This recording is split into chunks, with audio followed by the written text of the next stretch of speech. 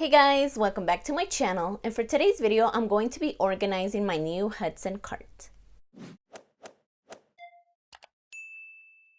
So this is the Hudson Cart. I went ahead and bought it at Michael's for 50% off, which made it $49.99, and they often do have a 20% off sale items, so you can get it cheaper.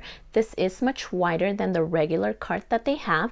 I never had one of those before just because I do have shelves next to my desk, so I didn't feel a need for this. But now that I have a regular desk and a filming area for YouTube videos, I went ahead and bought it just because I need to haul this between my desk when I'm filming and when I'm just working on regular planning. So this is going to be easy to haul back and forth. So let's go ahead and organize this cart. These are the bins that I'll be using to organize the cart, and I went ahead and bought these at Target. They are the small storage bin and they are only $3. And I went ahead and bought 3 of the gray ones and 2 of the clear ones.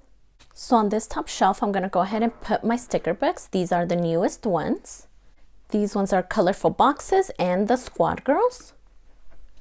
And these ones are memory keeping and the much older sticker books. I'm also going to go ahead and add my memory planner, my writing planner, and a few notebooks. And in this middle section, I thought I would add another bin and place my half sheet notebooks in here, along with some micro minis. I thought that the storage bags would fit in well here as well. I don't use them often, so I thought that this would be the perfect place to put them, and they actually fit quite perfect. Then I thought I would add a last bin on here, and in this one I wanted to add some of my extra adhesive runners, and I also wanted to add some half sheet paper as well. They fit perfectly in there.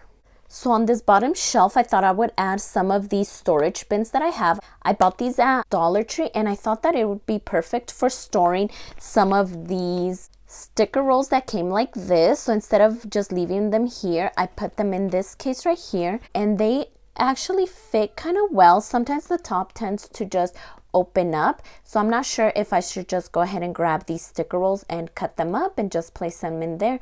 And I do have 4 of these bins. Here's another one, and the third one, and a last one. So those fit perfectly. Last, I want to go ahead and add my paper trimmer. I do use this often for my memory keeping, so I do need that nearby. So here is a look at the top shelf. These are some of the newer sticker books. I have colorful boxes and Squad Girls up here. These are my memory keeping books along with the older sticker books.